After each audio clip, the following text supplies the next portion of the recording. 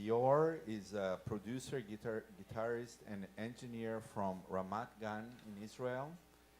He was awarded a scholarship to attend the Rimon School of Music, the Rimon Jazz Institute. He earned his bachelor degree from Berkeley, where he majored in music production and engineering. And he taught at the Salma Yalin High School Ensemble Department, where he focused on teaching Brazilian music and arranging traditional Brazilian songs. And I would like to acknowledge in this committee Professor Anthony Sibilia. Please, a big clap for Anthony. And also Professor Lefteris Gordis. Please welcome Professor Lefteris Gordis. I work as his advisor, and I'm very happy that he's presenting his wonderful presentation, The Power of Sound. Lior.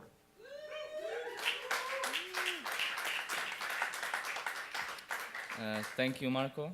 I'm super excited right now. So, wow, a lot has been said today about music and about spirit. I don't know where we can take it anywhere now, but try to catch up with the energy. So I know it's been a long day. Let's start with some music. No talking.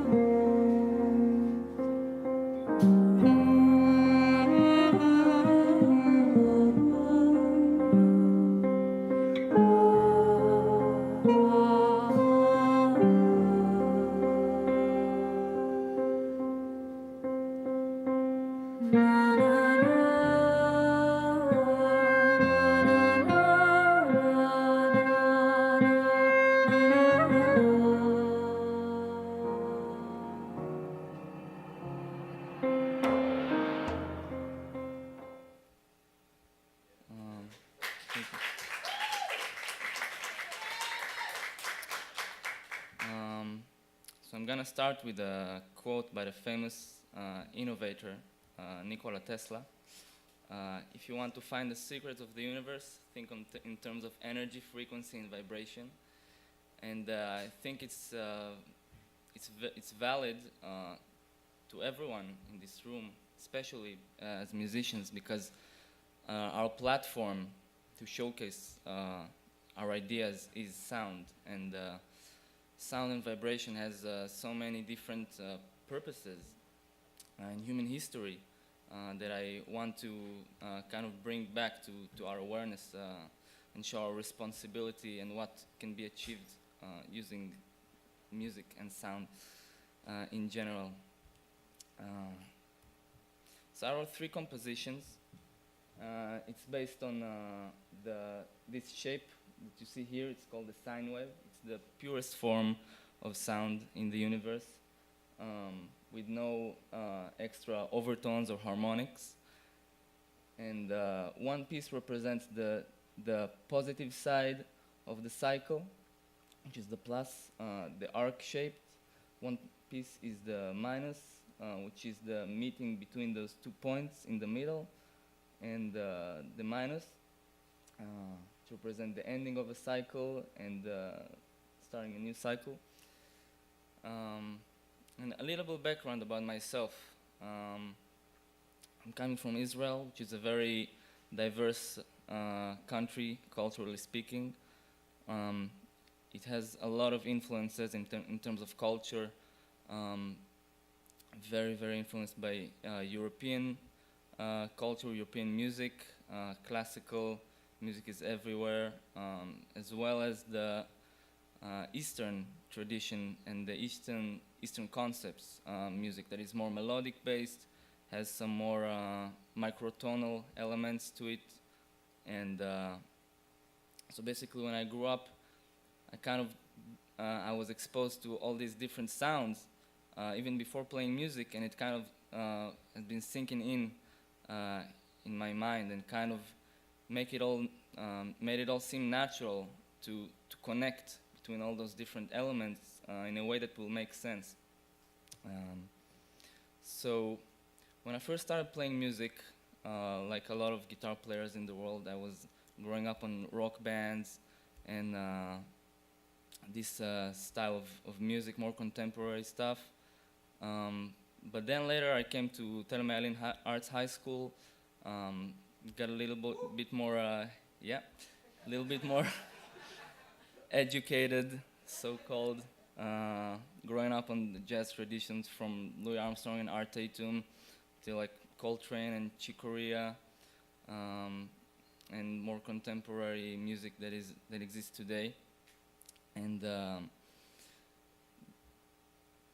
being in this new generation, the 21st century, growing up when almost everything, is very accessible in terms of information and data, thanks to the internet.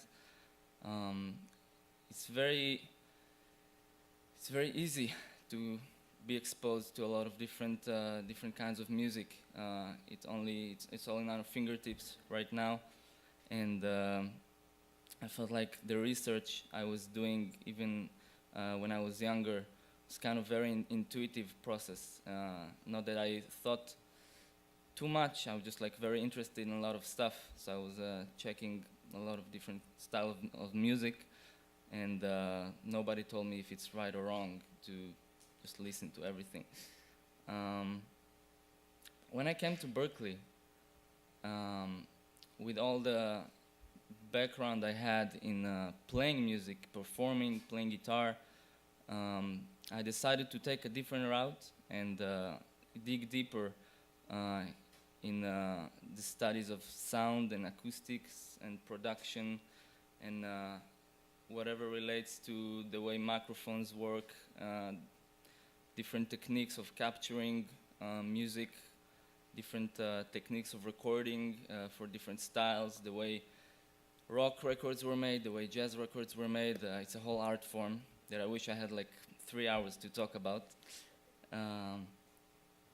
But yeah, that's kind of my background. And when I came here, I was exposed to even more different styles and meeting people from different parts of the world, kind of seeing the behavior and the actual people behind those different sounds. But the source of my curiosity and my interest in all of these different concepts was the sound of it. And I'm sure a lot of people in this room can relate that we fell in love with the sound of the music before even we knew who is playing, who's responsible for leading the group, or basically all these intellectual details that we sometimes tend to rely on. So, music is our platform for today, and I want to connect two very different areas of study and draw some common lines and show how these two areas can be very similar as well. Start with science. Science, the language of science is mostly mathematics, as we know, and spirituality, which relies more on philosophical ideas, more linguistic, and so in the scientific way, if you think about sound, it looks like this. That's a diagram of a sine wave, purest form of sound in the universe. It has positive half cycle, negative half cycle, and basically all, that's the most fundamental building block of music and of communication. Basically, I'm talking to you right now through sound. It's pretty amazing. Spirituality. So ancient cultures were aware about the fact that sounds had different virtues in human to manifest human physicality and spirit. And if we circle that sine wave, we get the symbol of balance that appears in many, many different cultures, mostly in the East. And is it a coincidence? I don't think so. The next subject is the medicinal aspect of music. In the Greek mythology, this symbol appears as the staff of Asclepius, and it's the symbol of medicine. And surprisingly, if you rotate that, it's very similar to what we see here, which is a metaphor for sound. And this symbol basically appears in a lot of modern part of society, and we always tried, like, I wasn't aware of it, so I'm happy to share. That's one thing. The next subject is a visual shape that also appears in many different places. It's called the flower of life. Basically, it contains 7 circles, 1 in the middle. And if we draw one circle from the middle of it, we form another circle, then another one, and then we get this final shape, the flower of life. Contains 1 circle in the middle and 6 different circles around that. And this shape also had appeared in many different parts of the globe before any of modern communication tools were invented, which is pretty amazing. In Crete, decorations in Iraq, Temple of Osiris, palace in Israel, Turkey, India, another temple in India. Also, Leonardo da Vinci was also experimenting with these concepts later on. But you probably ask yourself, how does it relate to music? Let's dig deeper. In Western European music, we have the circle of fifths, which can be, which we can form thanks to it a lot of different harmonies, and it's foundation of modern harmony that derives from this concept. And you can actually make all these different geometrical shapes inside the circle of fifths. And I'm not the first or the last one to experiment with this stuff. We all know that a lot of classical composers were dealing with these kind of concepts. A very famous one in jazz history is giant steps that kind of marked the path for these harmonies of tritonic system and diminished and more symmetrical harmonies. And I want to talk about what consider music as pleasant besides the intellectual aspect of it. It has also the physical element to it, the vibrations. Opposite values. In music we have major, minor.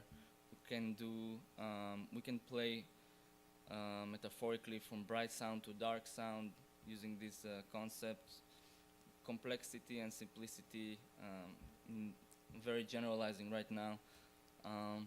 Rhythm as a steady pulse as opposed to something that is random, more free, not on a certain grid.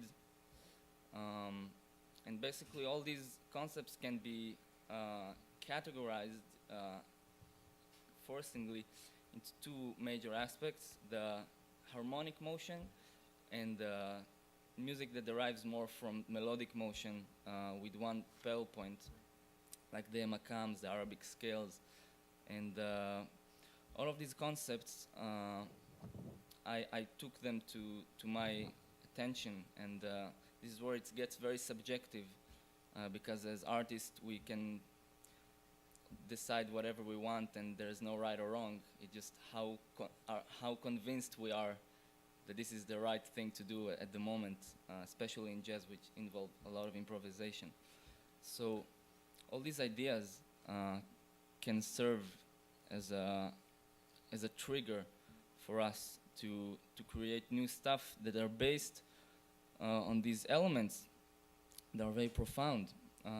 These magic numbers that create symmetry can be used in motifs, in harmony, melody, or any kinds of rhythm against another rhythm. The flower of life, which is as opposed to linear movement, involves more cyclical movement and repetition and repetition. And basically, let's go to the execution part of it. How can we practically get all those concepts in a way that will make sense? So luckily, I've been in Berkeley, now this is my 4th year, and I've been studying in the MP&E department, Music Production and Engineering, and coming from this place of arranging and playing and being in very active musical situations, I decided to use these tools that I've learned about recording and producing and create something that will challenge not only me but the people around me and kind of get everyone out of their comfort zone. So we use all these different softwares for doing that, to edit and mix and master the music. And I see it as just as a tool, as much as the guitar or the piano or the drums are just static right now, because there is no human to trigger it, to make something. Same as the softwares and the computers. It's just something that we can channel our creativity in and use it as something that facilitates our ideas. So what I did is, first of all, there was a lot of work at home, doing a lot of stuff with MIDI, using samples. I could really play with the orchestration of things, try different timbres and different melodies, see what works. Regarding registers too, if it's woodwinds or brass or string instruments. The editing part kind of let me experiment with harmonic displacement, transposing stuff up and down, or moving stuff rhythmically and create something that wasn't there in the beginning. Same for manipulation of the waveforms, it all applies.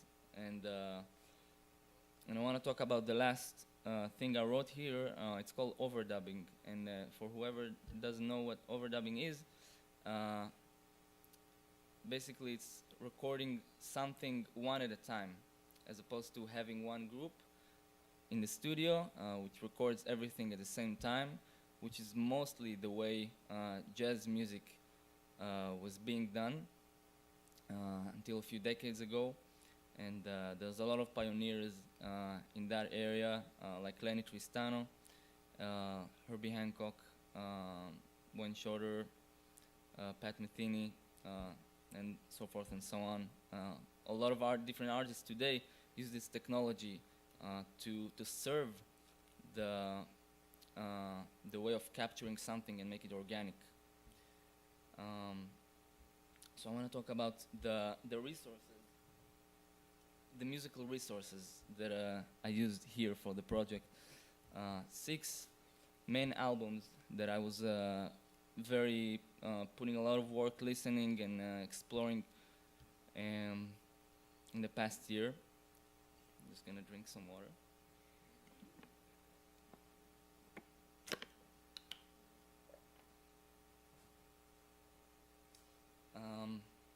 First of all, Pat Metheny, The Way Up, is a record that is very dear to me. A few years ago, I had a teacher who exposed me to the depth of these compositions, and I really fell in love with it. And coming here to study engineering and sound, I spent a lot of time on the music I like, but from a different angle, which kind of sparked my curiosity to dig deeper in jazz and acoustic music, acoustic-oriented music, and explore how the things were being made on a practical level. So I brought the score of this record, which is very similar to the project I did right now, composing 3 very long pieces that are connected, and kind of practice how to use few ideas and make a lot of different variations on it. So as a listener, it would be very communicative, although the piece is very long. Brecker Brothers, Lars Danielsson, Karim Ziad is an amazing drummer from Morocco who combines different rhythms from Algeria and Morocco, West Africa, and a lot of funk and jazz. And I think it's really, if somebody doesn't know these albums, please check it out. It's amazing. Same for Herbie Hancock's project and Dafur Yusuf, very inspiring. I'm gonna show you some pictures from the different sessions. So every session was made on a separate day, separate place. So it was very challenging to put everything together and kind of play puzzles with it. We'll get to that, but it's kind of the great moments that were there from the studios. Woo.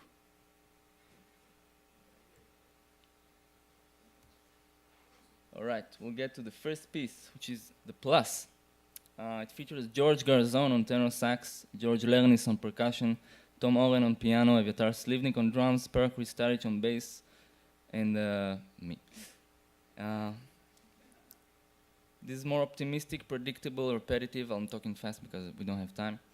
And the tonality changes as well from C sharp to D, D flat, C, to kind of make this arc-shaped feel.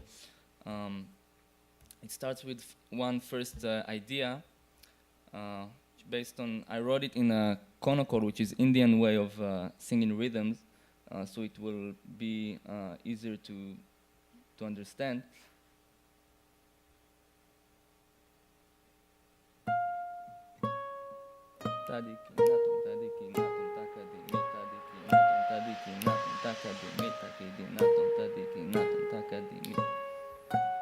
And I use 7/4 to represent the 7 circles in the flower of life.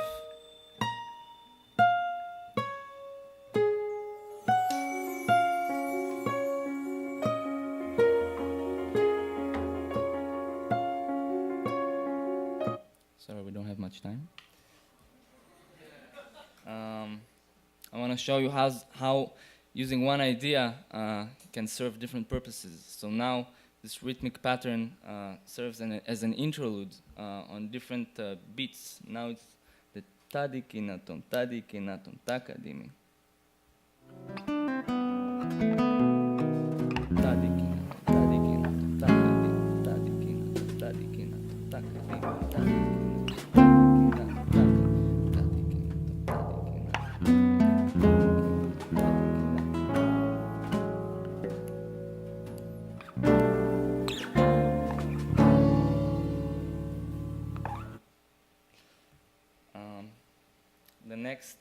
The next part is the peak of the plus cycle, the positive cycle. It featured George Garzon in a very different way than what we know.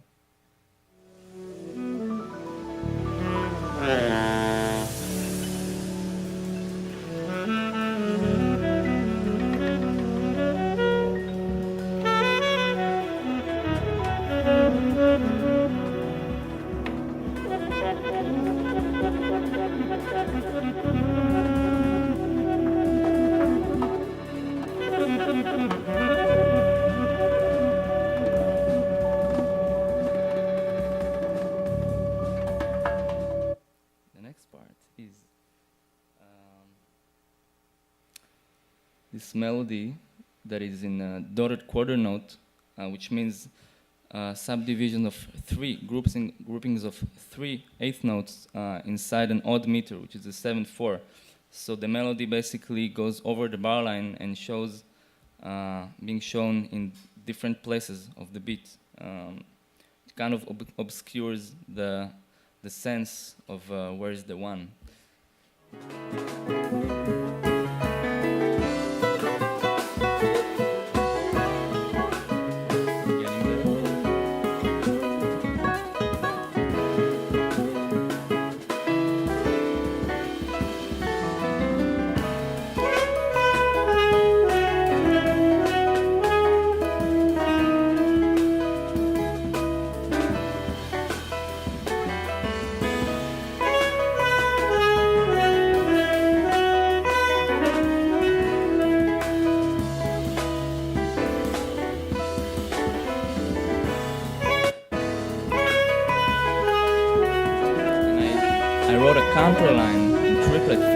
against that.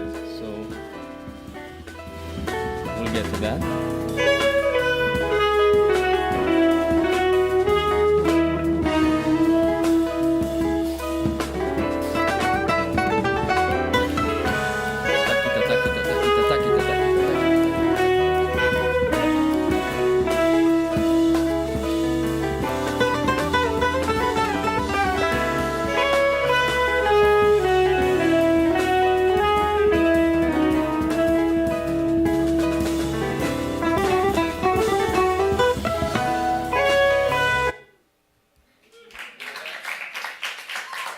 Thank you.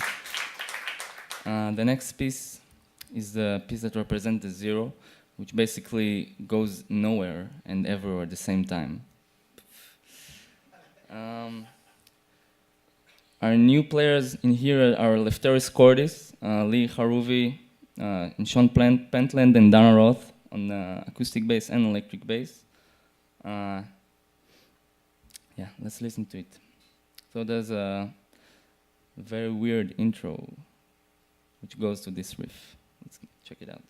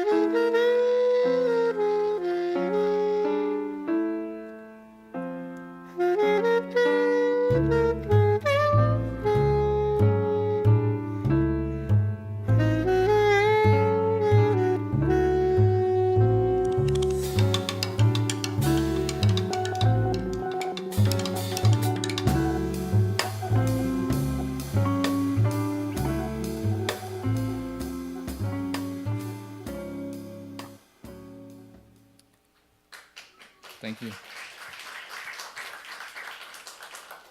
I'm gonna play the next part of it. Lior, we are out of time. I'm please. Yeah, we really are running out of time. Okay, so let's go to the next piece. Just gonna show you the last idea that I had, which is recording from top to bottom. What does that mean? Basically, we know that in a lot of recordings, we record first the rhythm section, the bass, drums, piano, harmonic instruments, then we record the soloist on top of that, and this is how most of the arrangements are being made. For this project, I decided to go the opposite. I decided to record the soloist first and then arrange that and see what happens. So I'm gonna play you a part of solo of Turkish flute over that, over just a loop and a D minor vamp, and then I'll play you what really happens.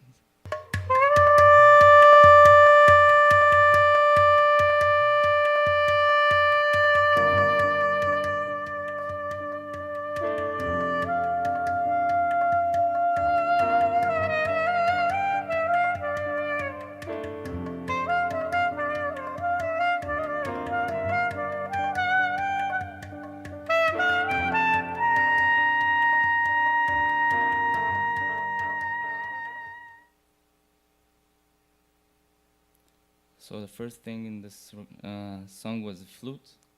Then surprisingly, we recorded the rhythm section later, and it gave us a lot of options to do this.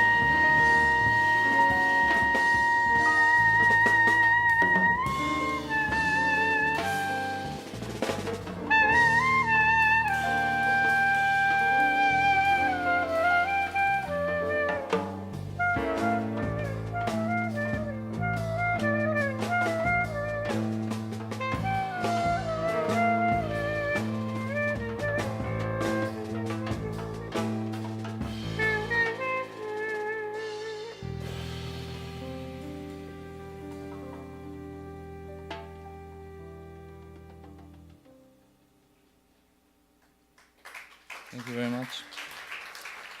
And I'd like to say thank you for all the people who have been very essential for making this project happen.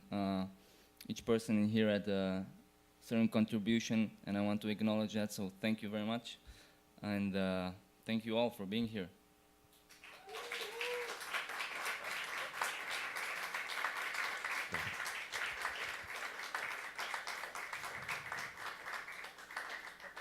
Okay, we have 5 minutes left for comments, so I really would like for you to be brief, if possible. You want to start?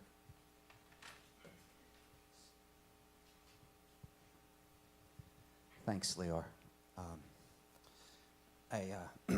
Just so that everybody knows, I had the advantage of being able to hear Lior present some of this material to me a couple days ago. So if in the brief moments I reference that, that's what that's about. And the reason I mention that is because when we spoke the other day, my sense was, just hearing what you were presenting, I am intensely interested in every single part of what you presented. The staff of Asclepius, the yin and the yang, the plus and the minus, the fact that there's a kind of synchronicity across cultures of the flower of life, the actual music, which I find lovely, personally, you know. The thing that I'm still struggling with, Lior, is how they relate. It feels like a collage of elements, and I almost have this sense of excitement, like if you plummet more deeply yourself, to find almost like what is the common denominator or element between them, that would help even in the simple sense of being able to communicate, you see? Because when I listen to the music, there's nothing that inherently right away points me to this or that, right? And we're in a setting where there's this art form to how to present, right? The reason we make music is because it can't be said any other way, you see? People paint, if they're, I think, a deep and true painter, they paint because they can't say it any other way. But what we're doing here is we're presenting music and we're talking about it. So the question is, how is it done in a way where you preserve, you see, the special quality of the music? I don't know if it's so much a question, but that would be my main encouragement to you, is to find, I don't know, some kind of grounding or common thread. Yeah, I can have like a short answer for this. Basically, most of the music and the art that we consume nowadays, it's for entertainment purposes, more for the pleasure, and the way I fell in love with music and different styles of it, the things that I saw in common is that it brings me to a certain transformation of the spirit, which is beyond pleasure, beyond the momentarily pleasure that I feel at the moment of consuming the sound. And having all these concepts in my mind, doing my research, kind of triggered me to write in a certain way, this is why I said it's very subjective, that we, as artists, we take it to our own place, and you know, it could be interpreted in a million different ways, and I kind of wanted to show my own perception, how do I perceive this stuff. If I had the resources to record a few pieces, which I did, based on that, without going too scientifically and call my tunes the stuff of Asclepius, to really point that out, I'm trying to have the listener to identify that from within. Well, there's a challenge in it's everything that clear. you Yeah, described yeah. there, definitely. I mean, you know, from the standpoint of, and I know we're short on time, but just something very simple, like when you think of numbers, and you mentioned the other day Pythagoras and these 2-to-1 ratios that form the flower of life. There's a kind of abstract element to that, and there's a concrete element to your music. And for some reason, I'm having a hard time seeing the bridge between the abstract and the concrete, even though I see your intent. But I want to encourage you to keep pursuing this path. I know we're short on time, so I'll pass this along. Thank you, Lior. Thank you. Lior, very, very briefly, you know, one of the things about being a musician is to be able to listen. And to me, you know, today, I feel after your presentation, I feel a little regretful because I think your music is fantastic. And I think I mean, I like it very much. And I wish, you know, we would have listened more to your music, and a little less of, you know, this connection, like Anthony say, are not as direct in the music. And I think this was a little bit of the community telling you this when you presented in class, and I surely told you this many times in our advising. So, I mean, that to me is like there is a congratulation on the music project, but you see, you took double of the time in presenting your project than anybody else, and then we really could not hear the music a lot, so I would like to encourage you to think about this part. Okay.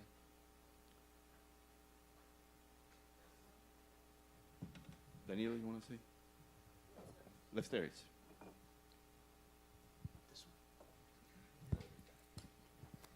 Thank you. Lior, congratulations. I had the honor and privilege to witness this project coming along for the past 5 or 6 weeks, I think. And in some of those sections, we worked them together. I'll be very brief. All I can say from my experience, of course, I can see your intention, connecting spiritual and scientific ideas through music, and to me it was very clear, probably because we spent a lot of time together, and you had time to, you know, to explain those connections. I'll just share my